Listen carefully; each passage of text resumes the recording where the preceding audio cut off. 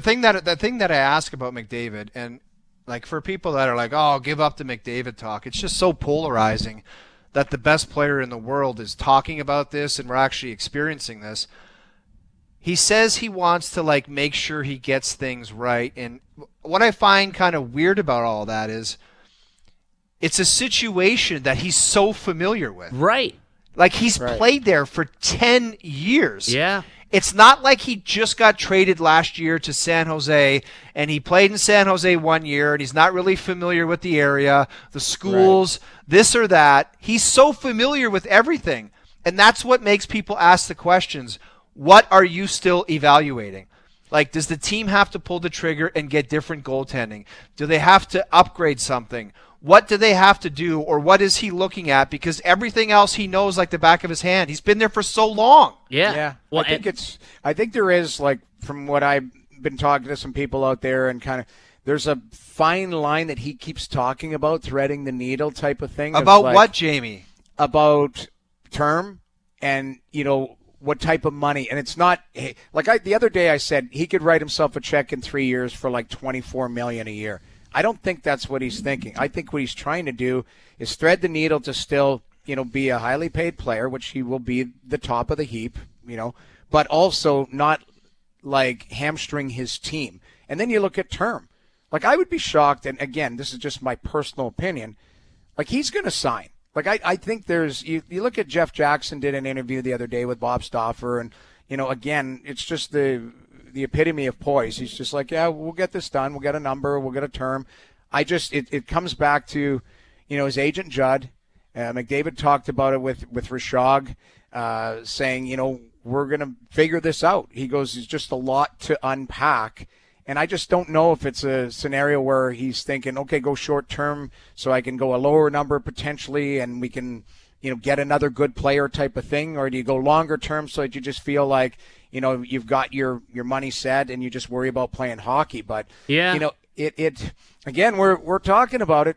What is September 5th? And we're talking about, I believe it was going to happen. Done. If there was no contract by now, you knew that conversation was going to be very loud. But even McDavid said himself today, if you can't play through that, then you're in the wrong line of business, essentially, is what he said. But another thing that he mentioned in his comments today, and if we want, we can play them. We have the comments here. But essentially, what I thought was interesting is you mentioned that, the one thing is term, but he also mentioned winning is most important, but he also alluded to a salary cap. And that makes me believe that maybe he is willing to take a discount, but that's only if he can see the vision that the money he leaves on the table goes to the right places. Correct. Because how many times have we seen teams, convince their players to take a discount, and then they go and they sign Joe Blow for $3 million instead, and he turns out to do absolutely nothing for the franchise. And it's why are you wasting our time here?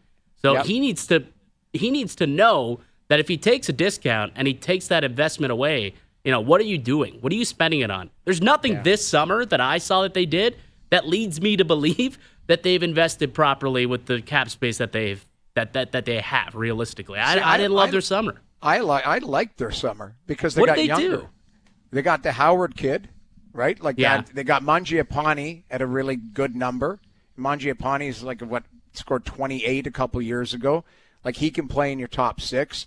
They signed Tomasek for $1 million. That's a good European player that they're going to give an opportunity to. And if he doesn't make the team, you put him in the minors and you use that money for somebody else. What they did is give a runway for some. Listen, they lost Jamie. Broberg, Let's be honest. Holloway. Those are nice players, but those aren't like blowing anybody away. But they also lost Evander Kane and they lost Corey Perry. Keep in mind. Okay, so Evander Kane's replacement is already on that roster. He was hurt last year. And it's they got him. I'm drawing a blank on his name now. Left shot, high ankle sprain. Frederick. Oh, Trent Frederick? Yes, Trent Frederick. That's Kane's replacement right there. And then, so to me, I think what they're doing is see what they have, and then they're going to give themselves space to go for potentially somebody else during the season. I think that's what Toronto's doing too. I think Toronto's got good players, but they're giving themselves some flexibility that if teams become sellers, they can be in on player X, player Y, and bring them in a top six role, in a defensive role, you name it, in a goaltending role. Like I think that's what they're doing. I don't think that team's complete yet, but what they are seeing is if Savoy can play, if Philp can play, like guys that are, younger and have to push through because they lost Holloway, they lost Broberg. Those are things that that hurt them last year.